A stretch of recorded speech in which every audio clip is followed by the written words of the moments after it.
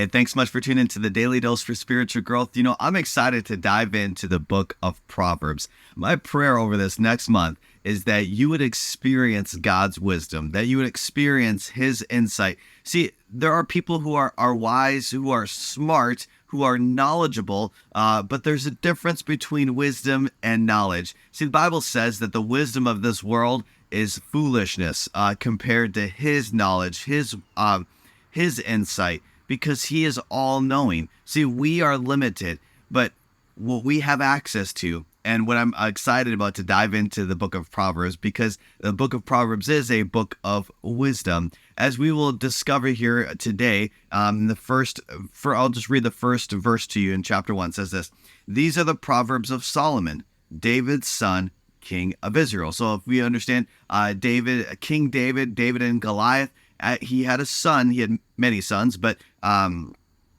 Solomon was one of his sons, and he became next king. And Solomon is known for being the wisest king ever to live. Now, many of these proverbs are written by Solomon.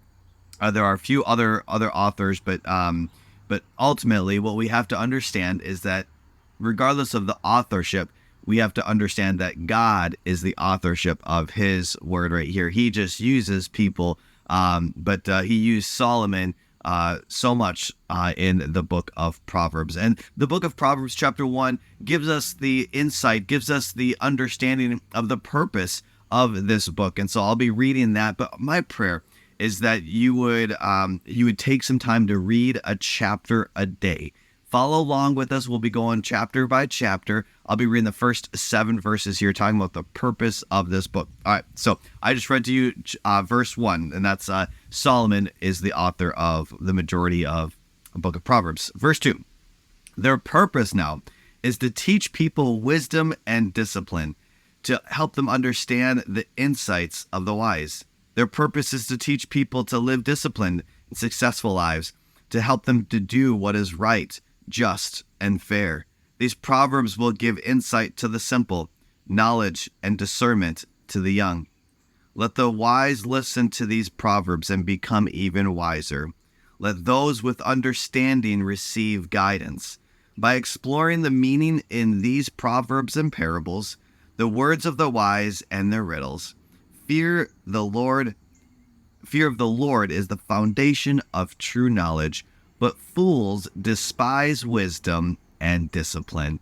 So let's not be a fool. All right. So let's have wisdom. But see, wisdom, it takes intentionality. It takes us to actually receive wisdom and apply wisdom to our lives. Now, when he's saying in verse 7 here, fear of the Lord is the foundation, or is the beginning of true wisdom, true knowledge. Now, that fear is not like, let me be scared of the Lord. No, it's a reverence, it's a respect, it's an awe of the Lord. So it really what is a fearing of the Lord is truly humbling ourselves, understanding our limitations, but understanding that He is limitless.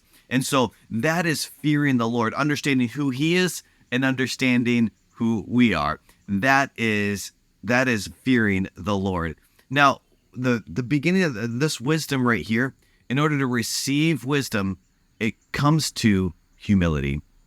We have to be able to humble ourselves, and in order for God to be able to bestow like shower His wisdom with us and on us, is that there needs to be room for His wisdom. So let's not be clouded by the wisdom of this world, but let's lessen that and let's gain His wisdom, His insight. We'll be talking about purity this month. We'll be talking about marriage. We'll be talking about how parenting. We'll be talking about how a young person can stay pure. There's so many great insights and proverbs that we will be discussing this month. And so my prayer is that you would increase, not in worldly knowledge, but in godly wisdom. May you experience His presence and His wisdom as you dive in to Proverbs chapter 1. Hey, thanks so much for tuning in. Make sure you tune tomorrow for the Daily Dose for Spiritual Growth.